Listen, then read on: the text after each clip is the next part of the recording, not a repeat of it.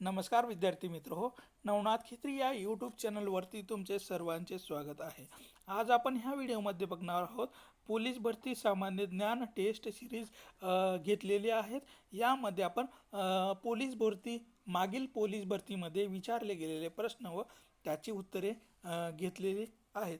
मित्र हो, अशाच नवनवीन व्हिडिओसाठी नवनाथ खित्री या यूट्यूब चॅनलला सबस्क्राईब करा, लाईक करा, शेअर करा आणि कमेंट करायला विसरू नका. चला तर पहा, पहिला प्रश्न बघा. व्यंजनामध्ये डॅश डॅश मिळून अक्षर तयार होते, तर याचं योग्य उत्तर आहे 4 नंबर स्वर. व्यंजनामध्ये जेव्हा अक्षर मिसळल्या जाते तेव्हाच तो शब्द तयार होतो. मराठी व्याकरणामध्ये हे व्यंजन हे अपूर्ण उच्चाराचे असते. व्यंजनामध्ये जेव्हा स्वर मिसळतो तेव्हा ते पूर्ण उच्चाराचे अक्षर तयार होते. उदाहरणार्थ क्ल क प्लस अ म्हणजेच क होय.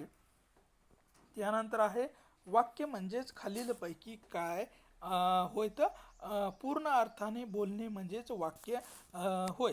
शब्दाच्या समूहाला वाक्य असे म्हटल्या जाऊ शकते, पण व्याकरणानुसार जेव्हा त्या समूहातून पूर्ण अर्थ व्यक्त होतो तेव्हाच त्याला वाक्य असे म्हणतात. यानंतरचा प्रश्न आहे अनुस्वार याचा अर्थ खालीलपैकी काय आहे, तर उच्चारावर स्वार होणारा उच्चार म्हणजेच अनुस्वार होय. स्पष्टीकरणाचा विचार केला तर अनु म्हणजे नंतर आणि स्वार म्हणजेच बनलेला. अनुस्वार हा नेहमी मुख्य अक्षराच्या किंवा उच्चाराच्या नंतर येतो, त्यामुळे त्यावर स्वार होतो, म्हणून त्याला उच्चारावर स्वार होणारा उच्चार म्हणजेच अनुस्वार असं म्हटल्या जातं. यानंतरचा प्रश्न आहे व्याकरण हे भाषा शुद्ध करणाऱ्या प्रयोजकाला बांधलेलं एक आदेशात्मक शास्त्र आहे. हे प्रथम कोणी मांडलेलं आहे, तर याचं योग्य उत्तर आहे 1 नंबर दादोबा पांडुरंग तडकरकर यांनी सर्वात प्रथम आपल्याला व्याकरण हे भाषा शुद्धीकरण करणाऱ्या प्रयोजकाने बांधलेलं आदेशात्मक शास्त्र आहे असं म्हटल्या आहे. दादोबा पांडुरंग तडकरकर यांनी मराठी भाषेचे व्याकरण हा ग्रंथ लिहिला आणि त्यात त्यांनी व्याकरणाची ही व्याख्या मांडलेली आहे. त्यांना मराठी व्याकरणाचे पाणिनी म्हणूनही ओळखल्या जाते. यानंतरचा प्रश्न आहे ढेकर या शब्दाचं स्त्रीलिंग कोणतं आहे, तर हे शब्द आपल्याला स्त्रीलिंगी असलेला आपल्याला दिसून येतो, स्त्रीलिंगी होय. त्यानंतरचा प्रश्न आहे खालीलपैकी कोणाची नेमणूक करण्याचा अधिकार राष्ट्रपतींना नसतो, तर उपराष्ट्रपती यांची नेमणूक करण्याचा अधिकार हे राष्ट्रपती यांना नसतात. राज्यपालाची नेमणूक किंवा नियुक्ती ही राष्ट्रपती करतात. उपराज्यपालाची नियुक्ती देखील राष्ट्रपती किंवा केंद्र सरकार करत असते, परंतु उपराष्ट्रपतीची निवड संसदेच्या दोन्ही सभागृहाच्या सदस्याद्वारे केली जाते. त्यांची नियुक्ती राष्ट्रपती करत नाहीत. यानंतर आहे शरीर प्राण मशीन, तर याचा सहसंबंध सांगायचा आहे, तर जसा शरीराचा प्राणाशी संबंध आहे तसाच मशीनचा विजेशी आपल्याला संबंध असलेला दिसून येतो. यानंतरचा प्रश्न आहे पुष्कळ लोक जे बोलतात ते हे खरे वाक्य आहे, खालीलपैकी कोणाशी संबंधित आहेत.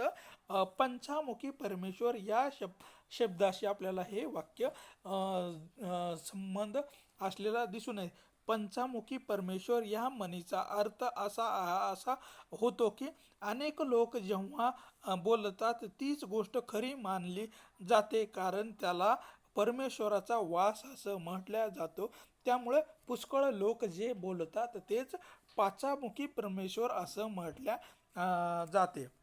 यानंतर आहे कोणत्या संस्थेने देशातील पहिली कॅन्सर टिश्यू बँक उभारणी केलेली आहे, तर IIT मद्रास या संस्थेने देशातील पहिली कॅन्सर टिश्यू बँक तयार केलेली आहे. IIT मद्रास यांनी देशातील पहिली टिश्यू बँक उभारली आहे. यानंतरचा प्रश्न आहे, MiG-21 हे लढाऊ विमान सेवेतून निवृत्त झाले. हे विमान भारताने कोणत्या देशाकडून खरेदी केलेले होतं? तर हे रशिया या देशाकडून भारताने खरेदी केलेलं होतं. भारताने MiG-21 लढाऊ विमानाचे रशियाकडून तात्पुरत्या सोव्हिएत युनियन कडून खरेदी केलेलं हे विमान होतं. यानंतरचा प्रश्न आहे, औरस या शब्दाचा विरुद्धार्थी शब्द आपल्याला ओळखायचा आहे. औरस या शब्दाचा विरुद्धार्थी आहे अनौरस हा शब्द असलेला दिसून येते. म्हणजेच औरस म्हणजेच कायदेशीररित्या विवाहित झालेल्या दाम्पत्याचा मुलगा, तर अनौरस म्हणजेच अनैतिक संबंधातून निर्माण झालेला मुलगा म्हणजेच अनौरस होय. हे विरुद्धार्थी शब्द असलेला दिसून येतो. त्यानंतरचा प्रश्न आहे, एखाद्या वाक्यातील क्रिया कर्त्याकडून एकाच वेळी दोन घटकावर घडते अशा क्रियापदाला डॅश डॅश असं म्हणतात, तर त्याला द्विकर्मिक असं म्हटल्या जाते. एखाद्या वाक्यातील क्रिया कर्त्याकडून एकाच वेळी दोन घटकावर घडते अशा क्रियापदास द्विकर्मिक क्रियापद असं म्हटल्या जातं. ज्या वाक्यातील क्रिया कर्त्याकडून एकाच वेळी दोन घटकावर म्हणजे कर्म घडते त्या क्रियापदास द्विकर्मिक क्रियापद असे म्हटल्या जाते. यानंतरचा प्रश्न आहे, वाघाच्या गुहेत शिरलेला माणूस जिवंत बाहेर पडू शकेल पण त्या गुहेत वाघ नसला पाहिजे. हे वाक्य कोणत्या प्रकारचे आहे? तर हे आपल्याला मिश्र प्रकारचं वाक्य असलेलं आपल्याला दिसून येतो.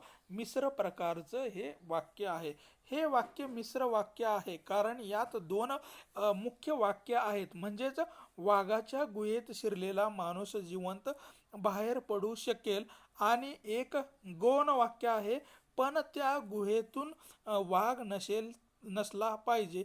हे पण उभय आणि अव्ययाचे जोडलेलं असल्यामुळं हे मिश्र वाक्य असलेलं आपल्याला दिसून येतो. यानंतरचा प्रश्न आहे, प्रवीण या शब्दास कोणते अर्थ आहेत? तर याचं योग्य उत्तर आहे निपुण, कुशल आणि तरबेज. प्रवीण म्हणजेच निपुण, कुशल आणि तरबेज असलेल्या व्यक्तीला प्रवीण असं म्हटल्या जातो किंवा प्रावीण्य असं म्हटल्या जाते. यानंतर आहे, ययाती या कादंबरीचे लेखक कोण आहेत? तर याचं योग्य उत्तर आहे 4 नंबर वि. खांडेकर. हे आपल्याला ययाती या कादंबरीचे लेखक आहेत वि. खांडेकर हे होय. यानंतर आहे, ज्याने पायात काहीही घातले नाही असा कोण? तर याचं योग्य उत्तर आहे त्याला अनवाणी असं म्हटलं जाते. ज्याने पायात काहीही घातलं नाही त्याला अनवाणी असं म्हणतात. यानंतरचा प्रश्न आहे, मूळ अर्थ व्यक्त करण्याची शब्दाची जी शक्ती असते तिलाच डॅश डॅश असे म्हणतात, तर त्याला अभिधा असे म्हटल्या जाते. मूळ अर्थ आपल्याला व्यक्त करण्याची शब्दाची जी शक्ती असते तिलाच अभिधा असे म्हटल्या जाते. मूळ अर्थ व्यक्त करण्यासाठी शब्दाची जी शक्ती असते तिला अभिधा असं म्हटल्या जाते. यानंतरचा प्रश्न आहे, खारीक या शब्दाचे योग्य अनेक वचन निवडायचं आहे. तर याचं योग्य उत्तर आहे नंबर 2. खारीक या शब्दाचे अनेक वचन निवडताना खारका हे आपल्याला त्याचं अनेक वचन असलेलं दिसून येतं. खारका हे होय.